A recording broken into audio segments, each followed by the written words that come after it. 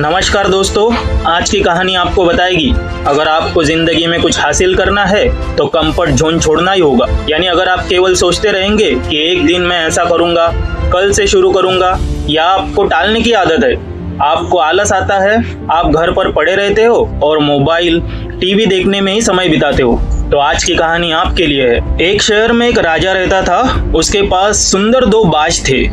राजा को दोनों से बहुत लगाव था, लेकिन राजा एक बात से हमेशा चिंतित रहता था, क्योंकि एक बाज हमेशा पेड़ पर बैठा रहता, बिल्कुल भी आसमान में उड़ता नहीं था। खाना खाता और डाल पर ही पड़ा रहता, बैठा रहता, खूब आराम करता। और दूसरा बाज पूरी दुनिया घूम के राजा के महल के ऊपर बैठता, कभी इधर उड़ता, कभी उधर उड़ता। यह सब देखकर राजा को बड़ी चिंता हुई और उन्होंने अपनी चिंता राज दरबार से कही और पूछा, पता करो इसका क्या कारण है। तो राज दरबारी ने वैद्य को बुलाया, उसका इलाज किया, पर नतीजा कुछ नहीं। बाज वही डाली पर बैठा रहता। तो राजा ने आदेश निकाला, जो भी इस बाज को उड़ान सिखाएगा उसे भव्य इनाम दिया जाएगा।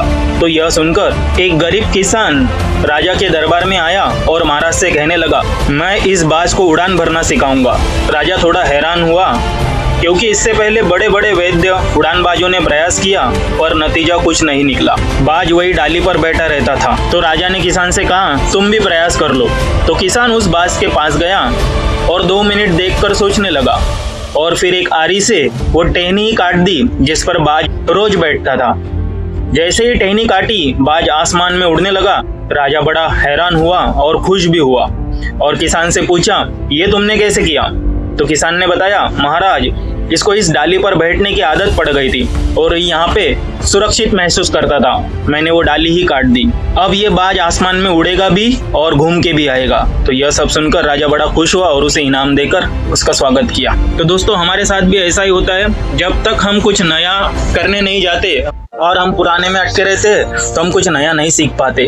अगर आपको कुछ जिंदगी में हासिल करना है तो पुराना कंफर्ट जोन छोड़ना ही पड़ेगा, नया स्किल सीखना पड़ेगा, मेहनत करनी पड़ेगी, तभी आपको सफलता मिलेगी।